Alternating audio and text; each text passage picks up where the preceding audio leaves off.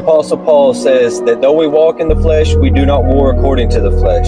For our weapons are not carnal, but are mighty in God to the pulling down of strongholds. Now there are many people struggling with demonic oppression, demonic strongholds, and they don't realize what is happening. They don't understand how they have given access to the unclean spirits to come in and tamper with their thoughts and subject their minds to bondage. But this is the thing, there are many doors wherein we allow these things to come in.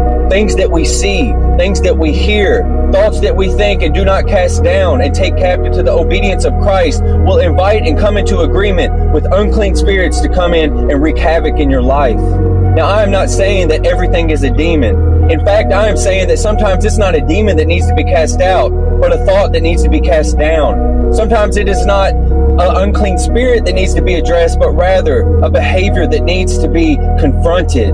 Because if these things are left willfully ignored, when you know that they are not right or righteous in the sight of God, then you have come into agreement and accepted that this door is open for the unclean spirits to come and mess with your thinking, to afflict you, to oppress you. But if we have the tools and we have the weapons to use, why would we not use them and guard ourselves, our hearts and minds? Because this is the thing, people. We must understand that our life is spiritual. For though we walk in the flesh, we do not war according to the flesh. There is warfare going on, but you have to understand the tactics of the enemies. Lustful eyes produce lustful thoughts. Lustful thoughts not dealt with will produce lustful actions. Lustful actions will lead to presumptuous sin, and presumptuous sin gives legal access, legal rights to the enemy and to his angels to come in and to torment you.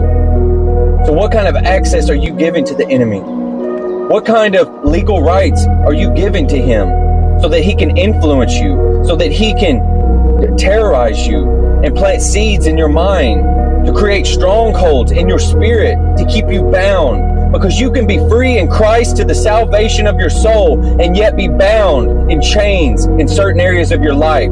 So the question is, how free do you want to be?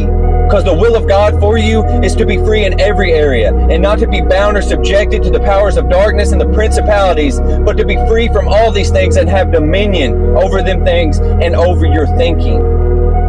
So guard yourself. Guard your eyes. Guard your ears.